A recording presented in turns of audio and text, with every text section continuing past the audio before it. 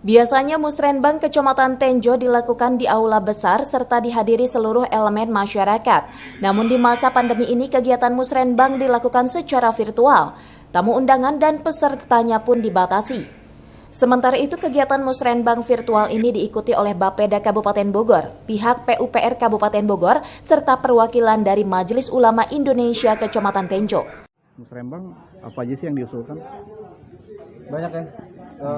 Kemarin yang pertama itu 159 melalui SIPD ya, 159 dari desa-desa. Terus kita juga ada tadi usulan tambahan sekitar 52 semuanya. Mulai dari bidang pendidikan, kesehatan, infrastruktur, terus pemberdayaan, perekonomian ada semua. Contoh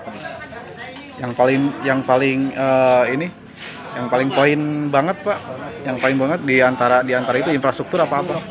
Kalau infrastruktur jalan ya Mas ya, itu jalan kabupaten karena ini anggaran APBD ya. Jalan ruas jalan kabupaten itu kita sudah rekap tadi mana yang harus diperbaiki. Tapi sudah tidak terlalu banyak lagi sih karena rata-rata sudah bagus. Terus yang penting juga kita mengusulkan sumur resapan tuh. Sumur resapan di daerah Kapupaten Ciamis karena tiap tahun selalu keringan kan. Nah, mudah-mudahan dengan sumur resapan ini bisa mengatasi masalah kekeringan. Ini jangka panjang memang, jangka panjang. Saya mengusulkan tadi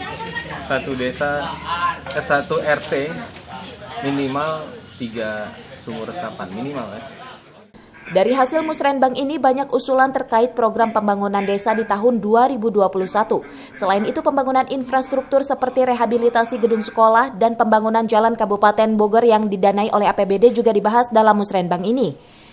Dari Tenjo Kabupaten Bogor, Iwan Setiawan melaporkan.